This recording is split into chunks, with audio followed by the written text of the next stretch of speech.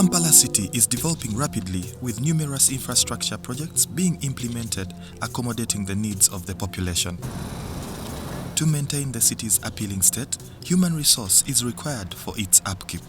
Kampala Capital City Authority, KCCA, partnered with several stakeholders to support efforts to clean the city's streets. We have reservation schemes that are contracts left to the vulnerable, the youth, the women, the widowed, the girls in our communities.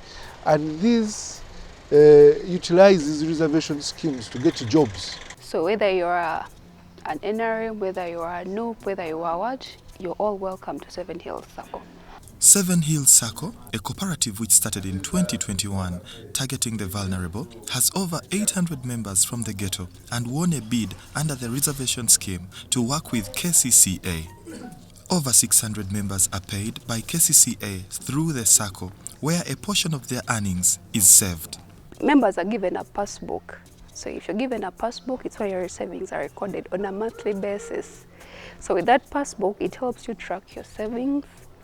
We have a soft copy for it. You also have a hard copy for your passbook. So olunaku nkolera nusu kakaaga omwezi nenfuna emitwalo 18 ne batema NSSF netema n'omusolo ne sako ne mbanga nfunye enzijuvu 15. So you deducted around 20,000 as your savings. Then those who get 200 plus, it's 30,000. Then the saving goes on increasing gradually. The payment for these cleaners ranges between 6,000 and 12,000 Uganda shillings daily, and they are able to acquire loans from the circle. To a small interest, despite the fact that some people don't have a saving culture, right? Many Ugandans don't. When the circle helps you to save, once that money amounts, trust me or not, when you come for your savings, you will have that urge to set up something. Kati omusaro ejejasoka nenjiteka mu business yange netambula bulungi nemba nga nfunamu ekyokulya nga nsobola okulabirira abaana bange n'okubasomesa. Tuyina akabiina kaffe kakashiraundi mu 7 Hill we batuwa omusaara nga tugabirayo nga babiri. Kati akasente kowemba nkafunye ngenda nateekawo omudaala gw'obunyaanya n'omudaala gw'amanda nteekawo amanda nenyongeramu nenaba nga mbidukanya nensobola kubaawo. These workers, call them sweepers, are on the streets of Kampala daily from as early as 6 a.m. to execute their tasks, donning reflector jackets, wearing gloves and helmets for their safety. We have the necessary tools and equipment that they need to use while doing this job. We have cones, reflector cones. This cleaning assignment is not any different from other jobs. These workers also face challenges, especially women. Aba abantu ebiseera ebisinga ababa piki ab'emmotoka bavuga bubi ate oluusi batulaba batuzaala wabazaalawo omulimu gwaffe. Tujjako emmotoka ze zibeera ngezitataganyamu olina okukeera n'olaba nti zigenda okuwera ku kkubo ng'omaliriza okwera. N'ovaawo ng'obudde bukyanga emmotoka tezinabeera nnyingi. Mbadde sinasangako buzibu. Kuba owa booda ayinza okujja n'akuyita ne ku pavement olaba tafuddeeyo. Alabira ddala ne bwakulinnya tafaayo. Ye takulaba nga muntu. Ku ky'emmotoka ne booda mbadde sinaba kufunamu buzibu kuba sifunangako accident. Nzijja bulungi nenkola era nenzirayo bulungi. Mpozi nga nabusanga mu maaso naye mbadde sinabusanga. Ababooda basinga otutawaanya. Sira kubanga oyera ne bakulumba gy'oli n'obavira ne bayitawo. But we also have campaigns. We come out to the public and appeal to them to drive carefully. We have lit up the streets. We're trying to light up all the streets where they operate, such that there is visibility, there is safety. And also we implore them to work in groups, such that that group appeal or that group movement is also a source of security. Their work also includes picking littered waste off the roads.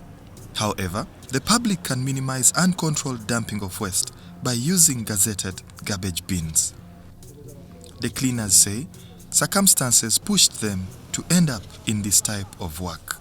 Ndi single mother nga nina obwana bwange nga tetuli bulungi ng'embeera si ya mulembe. Nali ntunda miyembe ku kkubo n'amenvu naye nga ba KCCA bajja ne bakuyoola oba wakaleeta emaaliyo ne bakuyoola owunzika ozza emabega. Nali mpita mu mbeera eyali teri nnungi ng'omusajja yandekawo nga nina abaana b'okulabirira ate nga ne byenkola ebirala ndaba tebinyamba. These workers are expected to each sweep a total of 600 meters on one side of the road, but as well another 600 meters on the other side of the road, that making the 2 lanes of the road. It is a very hectic job or task, but they give their all to ensure that you and I enjoy a clean city. Omulimu guno gwokola ogwenyumirizaamu nnyo ate ngwagala nnyo. naye bagamba muweera oluusi ne muyiwa kasasiro mu mwala. Tulina dustbin kati ng'eyaawo tubeera n'obukutiya bwaffe bwetubeera ntukuŋŋaanya tuteekamu ntwala mu dustbin. Ne bw'oba mulwadde ojja n'onsaba nga nze supervisor bw'onsaba nze ntwala message mu bannange ne mbagamba bannaaye munnaffe bw'ati ne bw'ati mulwadde naye kye tuba tukola twereyere tugende tukole space ye ne bw'oba ofiiriddwa n'ontegeeza nze sisobola kwosa lwa nsonga ekibuga kirina okuba nga kiyonjo tetulwaza tetufiirwa bw'oba ofiiriddwa twera space yo bwe tumala office ebeera n'enteekateeka ngayo kuba eno saka eri organized office ebeera n'enteekateeka tusobola okujja okuzikirako naye tumala kunnyuka tetusulayo.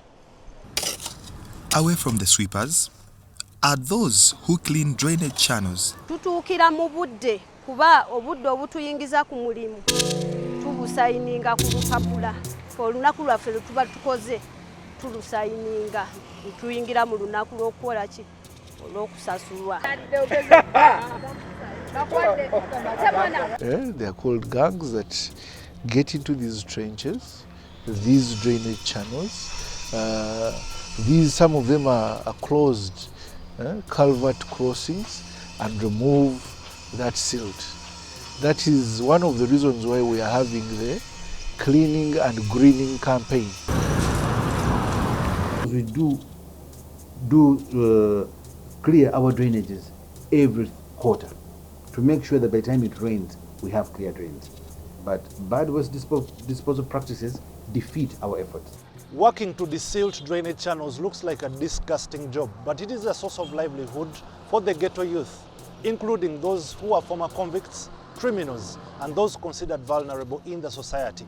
From these efforts, they have been able to enhance their livelihoods.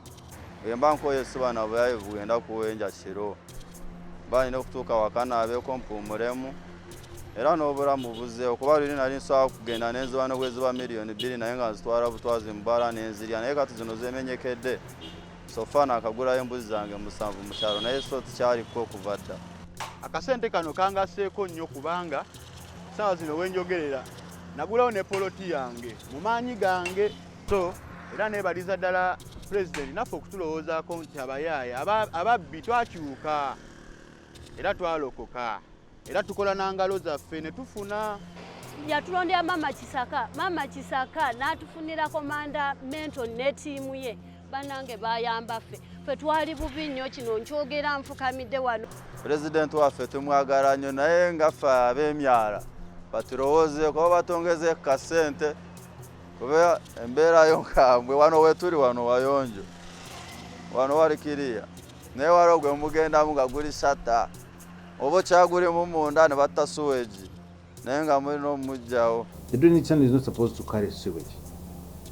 Now you're kind of also increasing the prevalence of disease. There is unsuspecting public that's going to have interface with that sewage, which is not safe. Then it's also going to percolate into the groundwater. There are people who depend on wells which utilize groundwater. That's going to be contaminated by feces. So you can see the ripple effect of bad practices. We're constantly in a battle with the public. While executing the assignments, these workers encounter unusual garbage dumped in the drainage channels. Embwa abapama myara biki biba bingi naye ffe nga bamarine ebimu tubitunuulira oba osanze mukaana kwakuba buko bikiti onokakanyugawo n'okukateeka. Where children may be running by the side of drainages. In some areas, our younger people or older, because you may not tell who has done what, they may terminate pregnancies, and so it's a whole mindset change. Twali eyo naguru twasangamo obwana nga 7 naye ffe nga tugamba gwe tobaako nagogamba oba okafunye kakanyuge bukanyiziye ababijjako be bamanyi bwe bagenda bitwala. We encounter them, but we have the city mortuary, and sometimes our unclaimed people, if they stay for long, we have a farewell site in Rusaze where we give them, we tend to, because they're human beings. Kampala Capital City Authority leadership is optimistic that the remuneration of these workers shall be enhanced, while the renewal of the contracts shall be dependent on their performance. This initiative can be a long-term intervention to keep the youths off the streets of Kampala, keeping them productive and contributing towards national development. Ivan Kahwa, Tony Kent Chazi in Kampala.